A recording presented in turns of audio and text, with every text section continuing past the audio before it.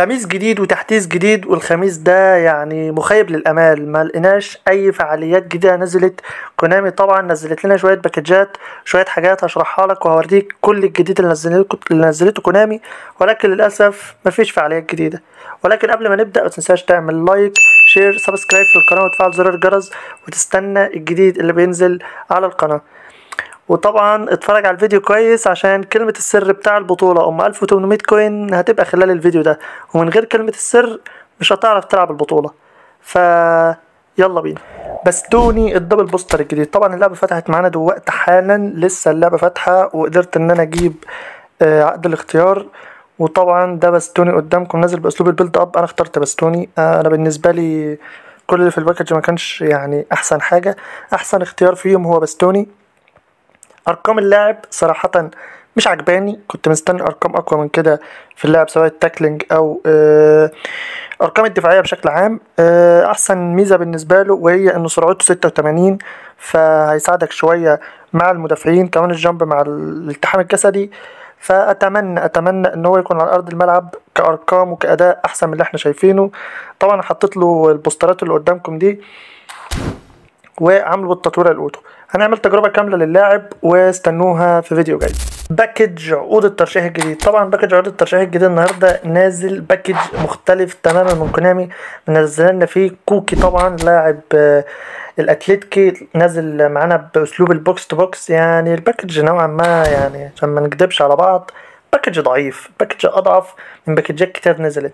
ابرز لاعب مثلا في الباكج هو لوكا مودريتش، نازل باسلوب لعب اوركستريتور. ارقامه كويسه، بس طبعا لسه هنجربه في الملعب ونشوف الكلام على ايه. طيب تعال نجيبه كده، يلا بينا خش يا عم لوكا النادي. طبعا انا جبت لوكا مودريتش لاجل ايه؟ لاجل ان هو لوكا مودريتش، مش اجل ان انت تعتمد عليه، بس طبعا ممكن يبقى كويس في الملعب محدش عارف. الباكج كمان نازل معانا فيه فولدي كمان، يعني ممكن يعتبر من النوادر، لان اللاعب خلاص لاعب نازل 37 سنة يا راجل، يا راجل خلاص قد جدك حرفيا، يعني ممكن يكون في سن والدك، فيعني كبير في السن، هتلاقي سرعته قليلة. يعني مش فاهم الباكج كونامي منزلها على اي اساس اللعبة دي بالذات، يعني الباكج ما عجبنيش خالص تماما. اللعبة اللي فيه اقل من المتوسط، يعني لو معاك عقد اصرف عقد عليه واحد، ما تصرفش عليه عقدين. هتلاقي ناس كتير طلعت طب لناس في الباكج، بس الصراحة اللاعب اللي يستحق فيه وهو انياكي ويليامز بس. الراجل هو يا دوب اللي ممكن يكون لسه في امل، بريفيك وينجر بيلعب في اكتر من مكان في المركز، ارقامه كويسه. فلو انت يعني ما يهمكش في الولاء والكلام من ده خد انياكي ويليامز. لو انت تشكيلتك ضعيفه خد انياكي ويليامز، لو تشكيلتك كويسه شويه ومش محتاج اي واحد فيهم خد لوكا، عشان لوكا خلاص اخر موسم يعتبر ممكن يعتزل، فهيبقى حاجه من النوادر كده. وكده انا قلت لك عن باكج نجوم عقود الترشيح الجديد. باكج نجوم الاسبوع الجديد، باكج نجوم الاسبوع الجديد النهارده نازل معانا، كونامي منزلنا لنا باكج فيه شويه حاجات كده رايقه قوي. اولها مين؟ اولها التيبو كورتوا، صاحب ال 199 سنتي، حاجه كده اخطبوط كده بتسع جناحات، هو حرفيا بيطير في الملعب مش بيصد يا جدعان.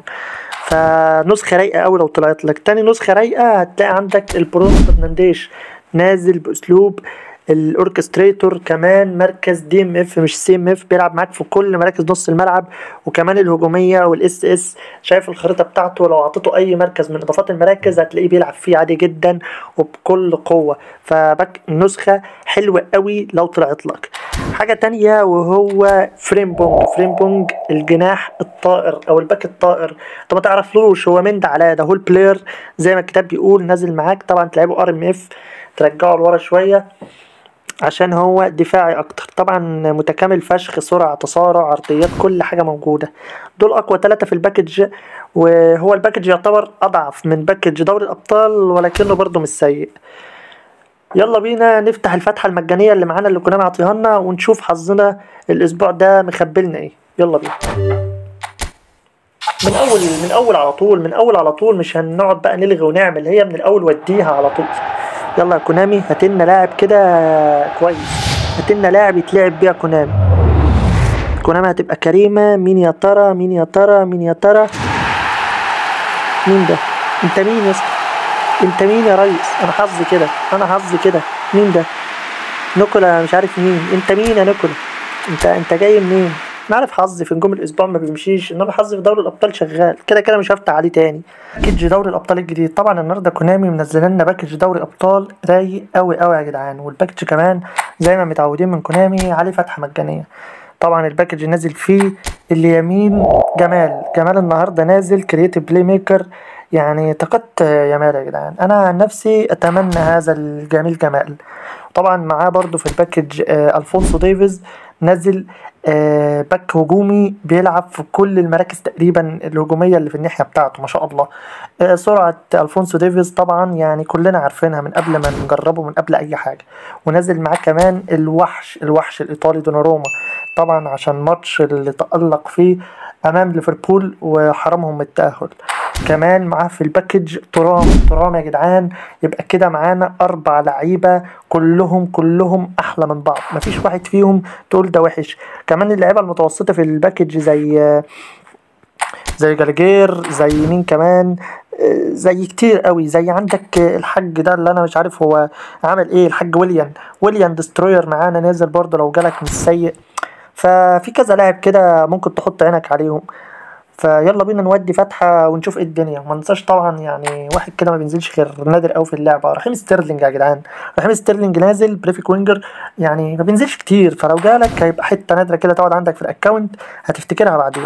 يلا بينا نودي الفتحة المجانية ونشوف حظنا رايح على فين. يلا بسم الله، نودي واحدة ونلغي، نودي واحدة ونلغي، نودي التالتة تابتة، ويلا بينا. يا بسم الله، بسم الله.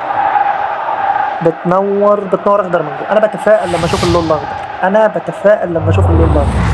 يا رب الجميل جمال، يا رب الجميل جمال. مين ده يا راجل، مين ده يا راجل؟ الالفونسو ديفيز يا جدعان، الالفونسو ديفيز الماكينه الكنديه جات لنا طبعا ال بي. فيعني حته رايقه قوي ده، حته رايقه قوي الالفونسو ديفيز. واحسن حاجه كمان انه نازل من غير بوستر، يعني اسبوع رايق واسبوع مش رايق، لا الراجل معاك مستوى ثابت على طول. هنعمل له تجربه برضو وهتنزل في الفيديو. وبكده يا صاحبي انا ابقى قلت لك كل ما يخص تحديث النهارده الخميس، واستنانا الخميس الجاي باذن الله هقول لك برضو اللي هيحصل فيه وكل التسريبات الجديده، لان الخميس الجاي المفروض ان في فعاليات قويه جدا جدا هتنزل لنا في بيس موبايل. طبعا انت ادام وصلت اللحظه دي يبقى انت مستني كلمه السر بتاع البطوله 1800 كوين. كلمه السر يا صاحبي هي مشمش، انت عارف المشمش الاصفر الجميل ده. اكتب لي كلمه السر، هطلبها منك قبل البطوله ما تبدا عشان اضمن وجودك في البطوله. من غير كلمة السر انت مش مشارك معانا في البطولة. وحاجة تانية حابب اقولها لك، اوعى تقول كلمة السر لحد، لان ممكن ياخدها منك ويدخل وياخد مكانه قبلك. فجهز كلمة السر وتعالى لي على البطولة، وسلام.